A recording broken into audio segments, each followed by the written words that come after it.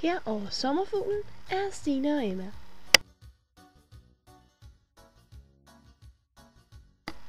Her er Per. Per er 4 år. Per vil ud og lege. Per ser sommerfuglen. Sommerfuglen ser Per. Per vil gerne lege med sommerfuglen. Per vil fange sommerfuglen. Sommerfuglen vil ikke fange sig Per.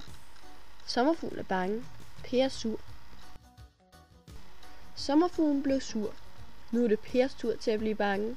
Sommerfuglen bider Per. Au au. Sommerfuglen trækker lidt i Pers hovedhud.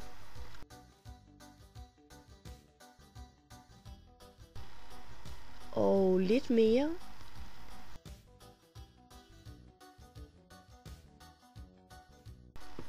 Sommerfuglen trækker så meget i Pers hovedhud, at det ryger af. Nu er Per kun skelethoved. Bøv, siger Per. Nu begynder sommerfuglen at indtage Pers hovedhud. Nam nam.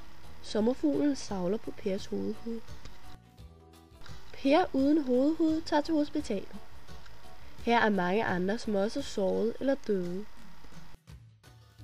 Per skal opereres. Per får huden fra sine albuer lagt op i hovedet. Godt doktoren er så dygtig, ellers skulle det ende galt.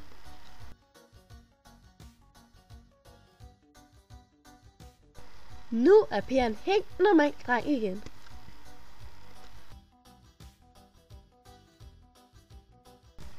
På vej hjem møder Per sommerfuglen.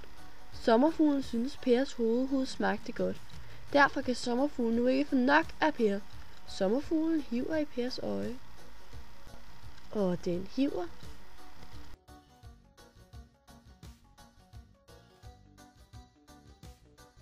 Pers øje er forbundet med hans hjerte. Så da sommerfuglen river Pers øje ud, ryger Pers hjerte med. Nu har Per intet øje og intet hjerte. Per falder og dør. Nu er søde Per død. Rest in peace, Per.